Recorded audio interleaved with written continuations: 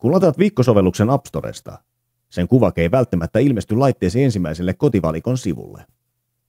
Jotta saat parhaan hyödyn sovelluksesta, kannattaa kuvake siirtää ensimmäiselle sivulle. Kosketa kuvaketta sormella, kunnes kuvakkeen kulmaan tulee X-merkki. Pidä sormea näytöllä ja raahaa kuvaken näytön aivan vasempaan laitaan. Pidä sormi näytöllä, kunnes olet ensimmäisellä sivulla. Vie kuvake kalenterisovelluksen viereen, nosta sormi ylös ja paina näytön alapuolella olevaa kotinäppäintä. Kun käynnistät sovelluksen ensimmäisen kerran, se päivittää sovelluskuvakkeeseen kuluvan viikon numeron. Tämä viikkonumero päivittyy automaattisesti sunnuntain ja maanantain välisen yön aikana. Tutustu sovellukseen tai anna palautetta osoitteessa wkooapp.blogspot.com. Voit ladata sovelluksen App Storesta käyttämällä hakusanaa viikko.